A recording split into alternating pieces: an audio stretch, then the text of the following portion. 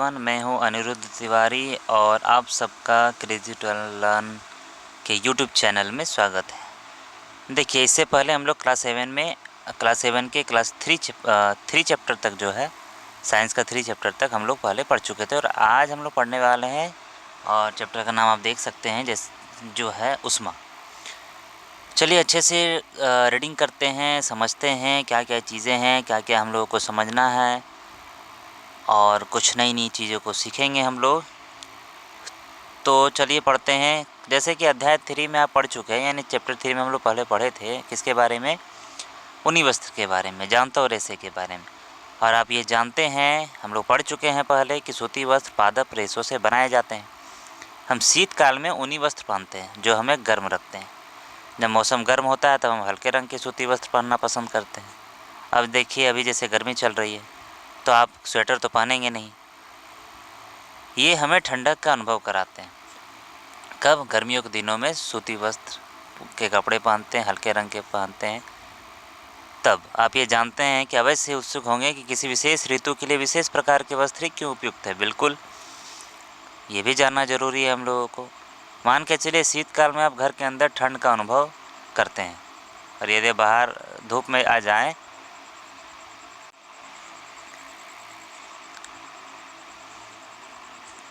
और यदि हम लोग घर के अंदर गर्मी का अनुभव करते हैं, और कैसे हम जान पाते हैं कि कोई वस्तु गर्म है तो ठंडी, कैसे पता लगाते हैं कि कोई वस्तु कितनी गर्म होता है कितनी ठंडी है। इस अध्याय में इसी प्रकार के कुछ प्रश्नों का उत्तर जानने का प्रयास करेंगे। अब जैसे देखिए कि 4.1 में हम लोग देख रहे हैं जो टॉपिक है गर्म तथा ठंडा। देख ही रहे हैं आप लोग। तो गर्म क्या है, ठंडा क्या है, कैसे समझेंगे, उसका जो है बहुत अच्छे तरीके से एनसीईआरटी की किताब में बताया गया है। ऐसे जनरली आप लोग जानते भी है।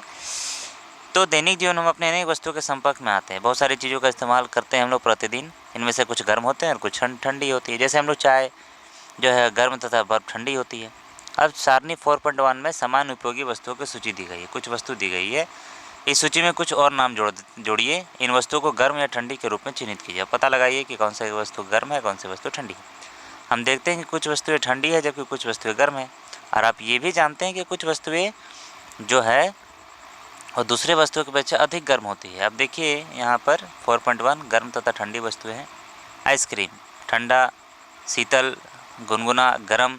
चाय के प्याले में रखी चम्मच, क्या होगा वो, ठंडा होगा या गर्म होगा। फलों का रस ठंडा होगा या गर्म होगा। तलने के लिए उपयुक्त किसी बर्तन की हल्दी ठंडा होगा या गर्म होगा। ये सब प्रतिदिन की जो है हम लोग बहुत सारी चीज़ों का ऐसा इस्तेमाल करते हैं जिससे हम लोग पता लगाते हैं कि वह ठंडी है या गर्म है। दूसरा है प्रश्न यहाँ पे ये है कि हम कैसे ज्ञात करेंगे कि कोई वस्तु दूसरी वस्तु की अपेक्षा अधिक गर्म है। हम इसका पता वस्तु को स्पर्श करके लगाते हैं। अब कैसे पता लगाएंगे? देख के तो पता नहीं लगा सकते कि कौन वस्तु कितनी गर्म है और कितनी ठंडा है, ठंडक है उसमें। तो हम लोग उसको छू के करते हैं, स्पर्श करके करते हैं। अब देखिए यहाँ पे 4.1 में जैसे आपको समझाया गया, 3 पात्रों में पानी के ताप का अनुभव करना है। ए है, बी है और सी है। 3 बर्तन ले लेते हैं हम लोग, जिसका नाम देखिए ए लिखा हुआ है, दूसरा का नाम बी दिया हुआ है, तीसरा का नाम सी दिया हुआ है। अब पात्र ए में ठंडा पानी है, जो दूसरे नंबर का बर्तन है उसमें बी में गर्म पानी है। कुछ ठंडा और कुछ गर्म पानी मिलाकर पात्र सी में डालिए, यानी ए में जो है ठंडा है, बी में थोड़ा गर्म है और सी में ठंडा और गर्म दोनों है। अब क्या करेंगे हम लोग, अब अपने बाएं हाथ को जो है पात्र ए में तथा दाहिने हाथ को पात्र बी में डालते हैं। अब एक को ठंडे वाले में डालते हैं हाथ को और एक को हम लोग गर्म वाले में डालते हैं। अब दोनों हाथ को 2-3 मिनट तक डुबा के रखते हैं, देखते हैं क्या होता है। अब दोनों हाथों को एक साथ सी में डुबाते हैं। अब दोनों को निकाल देते हैं, एक में ठंडा था एक में गर्म था, और एक ठंडा पानी और गर्म पानी दोनों मिलाए हैं उसमें, तो सी में डालते हैं दोनों हाथों को। अब इसमें पता लगाते हैं कि क्या हुआ, कि कितना। सुनिश्चित कीजिए कि पानी इतना गर्म ना हो कि आपका हाथ जल जाए। वो तो है ही, क्योंकि अब जो है प्रैक्टिकल करने के चक्कर में अपना हाथ तो नहीं जलाना है। तो ये पहले से सुनिश्चित कर ले कि ज़्यादा पानी जो है गर्म नहीं है ना, तो आपका हाथ जल जाएगा। अब जो है बुझो कि उलझन की दर्शाती है कि निश्चय करने के लिए कोई वस्तु गर्म या ठंडा अपने स्पर्श इंद्रिय पर विश्वास नहीं कर सकती। ये हमें कभी धोखा दे सकती है। क्यों भाई, ऐसा क्यों है? बहुत सारा जो है इतना गर्म होता है कि छूने से डर लगता है हम लोग को। इसीलिए किसी वस्तु की गर्मी को मापने के लिए उसके ताप से की जाती है। ताप मापने के लिए क्या होता है? तापमापी, जिसको हम लोग इंग्लिश में थर्मामीटर कहते हैं। अब 4.2 में देखते हैं कि ताप मापन होता क्या है।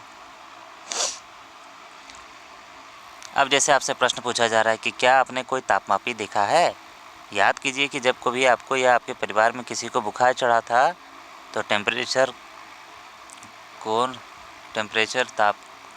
यानी ताप को थर्मामीटर यानी तापमापी से मापा गया था।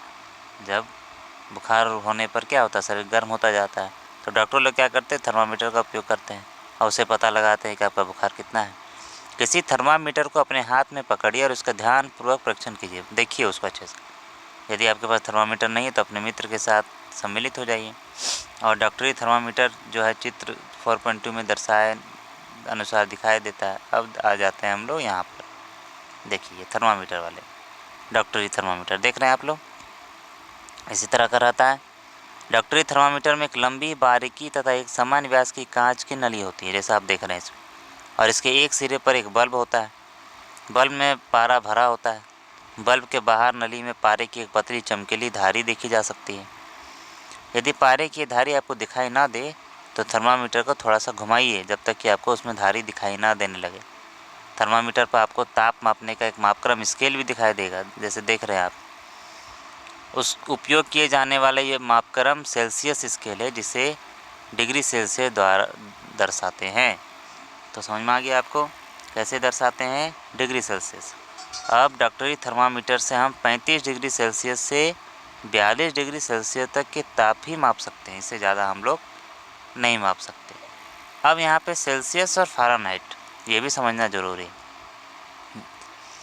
भारत में हमने सेल्सियस स्केल को अपनाया है, हमें इसी स्केल का उपयोग करना चाहिए। दूसरा मापक्रम फ़ारेनहाइट स्केल है, जिसका परिसर कितना होता है? 94 से लेकर 108 डिग्री तक।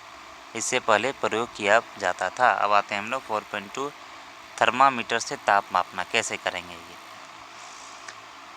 अब देखते हैं, सीखते हैं इसको कि कैसे मापा जाता है। सबसे पहले किन्हीं दो क्रमागत मतलब एक के बाद एक बड़े चिन्हों द्वारा निरूपित ताप के अंतर को नोट करते हैं।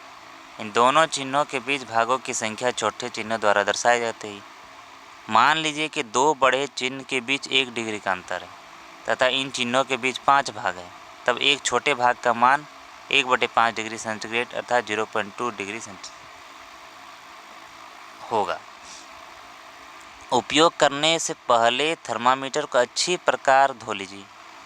धोने के लिए किसी प्रतिरोधी यानी रोगाणुरोधक घोल का उपयोग करना सुनिश्चित कराता है।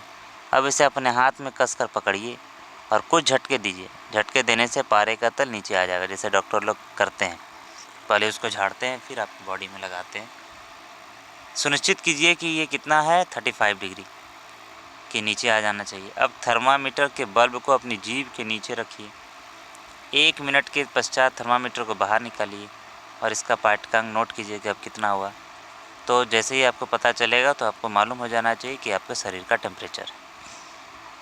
मानव शरीर का सामान्य ताप 37 डिग्री सेल्सियस है।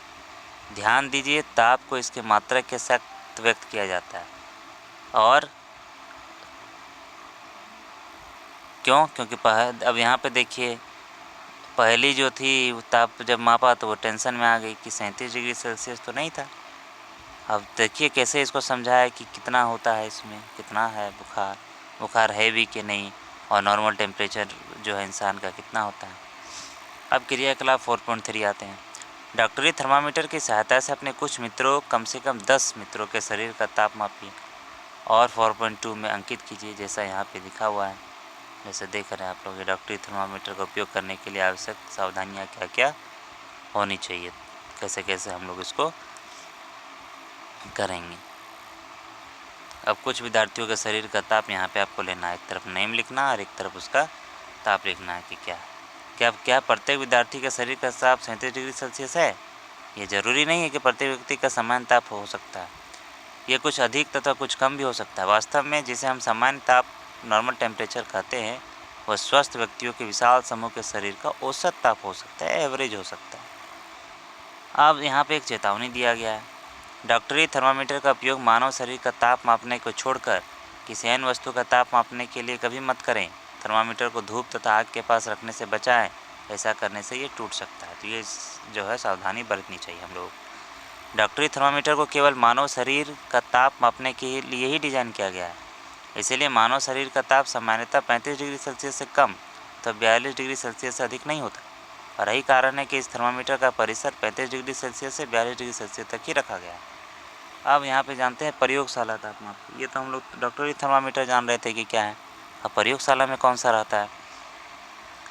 हम अन्य वस्तुओं को ताप कैसे मापते हैं, इसके लिए अन्य तापमापी काम में लाते हैं। ऐसा ही एक तापमापी प्रयोगशाला तापमापी कहलाता है।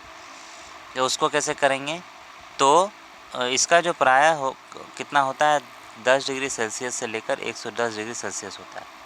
जैसा आपने डॉक्टरी थर्मामीटर में किया था, हम लोग क्रियाकलाप भी किए उसका, ठीक है। उसी प्रकार इस तापमापी के भी किसी सबसे छोटे भाग द्वारा दर्शाए जाने वाले ताप का मान ज्ञात करना है। तापमापी द्वारा दर्शाए गए ताप को ठीक ठीक पढ़ने के लिए आपको ताप के इस मान की आवश्यकता होगी। कैसे करेंगे, जैसे लिखा हुआ है, विभिन्न प्रयोजनों के लिए विभिन्न प्रकार के तापमापी उपयोग किए जाते हैं। मौसम की रिपोर्ट में दिए गए अधिकतम तथा न्यूनतम तापों की जानकारी देने के लिए अधिकतम न्यूनतम तापमापी का उपयोग किया जाता है। तो ये बड़ा अच्छा प्रश्न हुआ। अब जैसे आप देखिए क्रियाकलाप 4.4 देख रहे हैं हम लोग, प्रयोगशाला तापमापी द्वारा जल का ताप मापना, इसमें कैसे मापा जाता है। अब किसी बीकर में अथवा मग में नल का थोड़ा सा पानी ले लेते हैं और तापमापी को जल में इस प्रकार डुबोइए कि उसका बल्ब तो जल में डूबा रहे, लेकिन वो बर्तन की तली अथवा दीवारों को स्पर्श न करे, मतलब नीचे तक नहीं सटाना। तापमापी को जल में ऊर्ध्वाधर रखते हुए इसमें पारे के तल की गति को देखिएगा। आप थोड़ा इंतज़ार करेंगे तो नली में पारे का तल स्थिर न हो जाए। तापमापी का पाठ्यांक नोट करते हैं कि कितना हुआ, इस समय जल का ताप कितना है, और कक्षा में विभिन्न विद्यार्थियों द्वारा मापे गए जल के ताप की तुलना करते हैं। इन मापों में कुछ अलग अलग हो सकता है। जैसे हम लोग देखें कि कुछ इंसानों का जब हम लोग थर्मामीटर से नापेंगे तो सभी का तो समान ताप नहीं हो सकता, उसी तरह हर जल का भी समान ताप नहीं हो सकता है। अब यहाँ पे देखते हैं, प्रयोगशाला तापमापी का उपयोग करते समय डॉक्टरी थर्मामीटर का पाठ्यांक लेते समय बरती जाने वाली सभी सावधानी के अतिरिक्त निम्नलिखित सावधानी भी बरतनी जानी चाहिए। अब वहाँ पे हम लोग देखें क्या, धूप में नहीं रखना है, आग के किनारे नहीं रखना है, नुकसान हो जाएगा। इसमें भी वो सब तो करेंगे ही, साथ में तापमापी को ऊर्ध्वाधर रखना चाहिए, तिरछा नहीं रखना चाहिए। तापमापी का बल्ब चारों ओर से उस पदार्थ से घिरा होना चाहिए, इसका ताप मापना है। बल्ब बर्तन की दीवारों से नहीं छूना चाहिए। तो ये हम लोग जाने, ये बहुत ही इम्पोर्टेंट था, महत्वपूर्ण था। अब और एक देखिए क्रियाकलाप आ गए। एनसीईआरटी में सबसे बड़ी बात यह है कि क्रियाकलाप बहुत दिए होते हैं जिससे जो है विद्यार्थी को समझने में आसानी होती है, इसीलिए हर पाठ में बहुत ज़्यादा क्रियाकलाप दिए जाते हैं। अब क्रियाकलाप 4.5 में देख रहे हैं कि किसी बीकर या मग में थोड़ा गर्म जल लेते हैं, तापमापी के बल्ब को जल में डुबोते हैं, पारे के तल के स्थिर होने तक प्रतीक्षा करते हैं। जब पारे का तल स्थिर हो जाता है तो नाप नोट करते हैं। अब तापमापी को जल से बाहर निकालिए। ध्यानपूर्वक देखिए अब क्या होता है। क्या आप देखते हैं कि जैसे ही तापमापी को जल से बाहर निकालते हैं पारे का तल गिरने लगता है।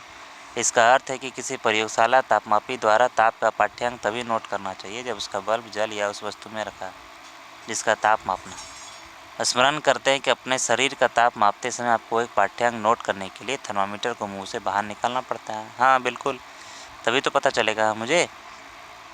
क्या तब आप प्रयोगशाला तापमापी को अपने शरीर का ताप मापने के लिए उपयोग करते हैं? बिल्कुल नहीं, क्योंकि हमने अभी थर्मामीटर में पढ़ा क्योंकि 37 डिग्री जो है सामान्य ताप होता है, तो 37 डिग्री सेल्सियस से वो शुरुआत होता है, और जो प्रयोगशाला तापमापी है वो तो 110 तक है लास्ट। डॉक्टरी थर्मामीटर को मुंह से बाहर निकालने पर पारे का तल नीचे ऊपर क्यों नहीं जाता है? क्योंकि वो उसके लिए बना ही नहीं है। किसी डॉक्टरी थर्मामीटर का फिर से परीक्षण करते हैं हम लोग। क्या बल्ब के पास कोई विभंग देखते हैं? हाँ बिल्कुल। विभंग क्या लाभ है? पारे के तल को अपने आप नीचे गिरने से जो है वो रोकता है। अब तापमापी में पारे के प्रयोग के विषय में अनेक चिंता है। पारा एक विषाक्त पदार्थ है, सही बात है, और यदि तापमापी टूट जाए तो इसका निपटान अत्यंत कठिन है। आजकल अंकीय तापमापी डिजिटल थर्मामीटर उपलब्ध है जिसमें पारे का उपयोग नहीं होता, और पारे में डर भी है। तभी इस तरह का जैसे फ़ोटो देख रहे हैं अब डिजिटल थर्मामीटर आ गया है इलेक्ट्रॉनिक, जिससे आसानी से पता लगाया जा सकता है। अब 4.4 में देख रहे हैं कि ऊष्मा का स्थानांतरण कैसे होगा।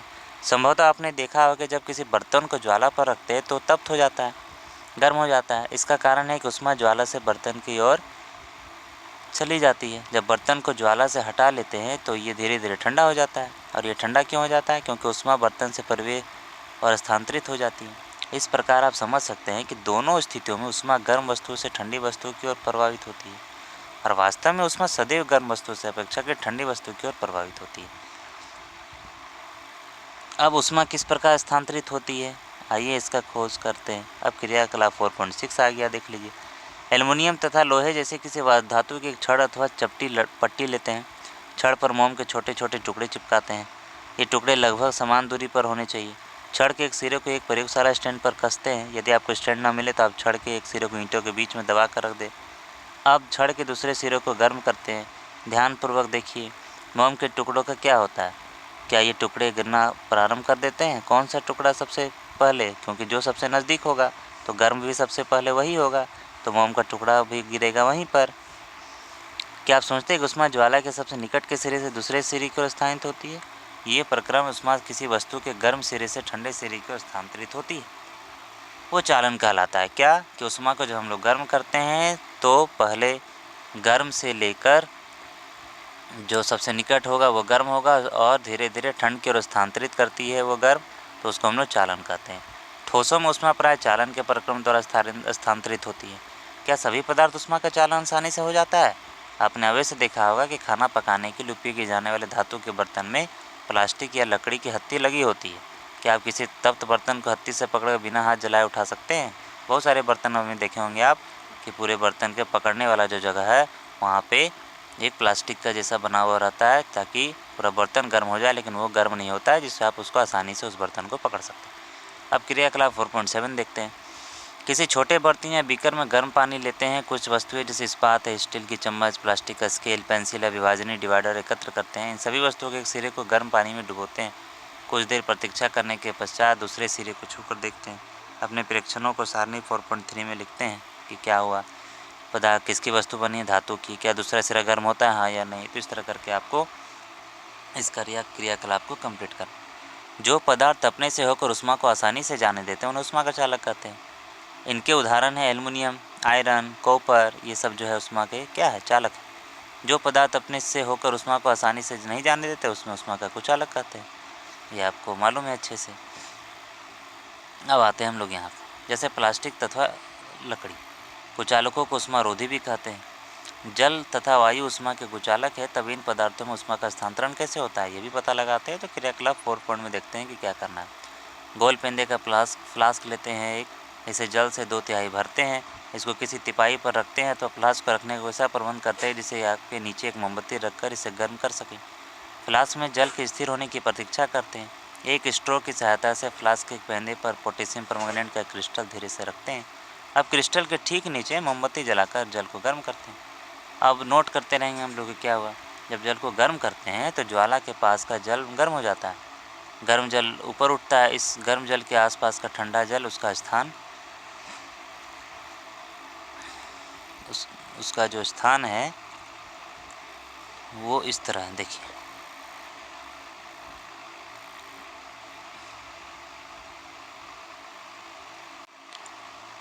स्थान लेने के लिए आ जाता है। फिर ये जल भी गर्म होकर ऊपर उठता है तथा आसपास से जल फिर उसके स्थान पर आ जाता है।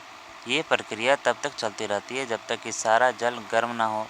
ऊष्मा स्थानांतरण की इस विधि को संवहन कहते हैं। इसमें देखिए जल में ऊष्मा का संवहन हो रहा है, तो किसको संवहन कहेंगे? ऊष्मा स्थानांतरण की इस विधि को संवहन कहते हैं।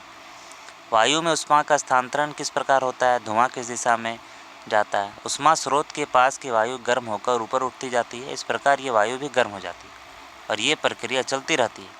अब क्रियाकलाप 4.9 आ गया है, इस पर देखते हैं क्या करना है। एक मोमबत्ती जलाना है। अपने एक हाथ को ज्वाला के ऊपर तथा दूसरे हाथ को ज्वाला के पार्श्व में रखना है। क्या आपको दोनों हाथ समान गर्मी जो है महसूस अनुभव करते हैं? यदि नहीं तो कौन सा हाथ अधिक गर्म अनुभव होगा, ऐसा क्यों हो? जैसे कि ऐसा करना है आपको, इससे पता लगाना है कि कौन सा हाथ आपका जल्दी गर्म होगा। इसमें सावधानी बरतनी है आपको कि अपने हाथों को ज्वाला में सुरक्षित दूरी पर रखना है, जलाए जैसे जल नहीं जाए। ध्यान दीजिए कि ऊपर की ओर वायु के संवहन द्वारा गर्म होती है, इसलिए ज्वाला से ऊपर का हाथ गर्मी अनुभव करता है, और जो साइड में है पार्श्व की वायु संवहन द्वारा गर्म नहीं हो पाती, इसलिए वायु लो के ऊपर की वायु जैसे गर्मी नहीं है।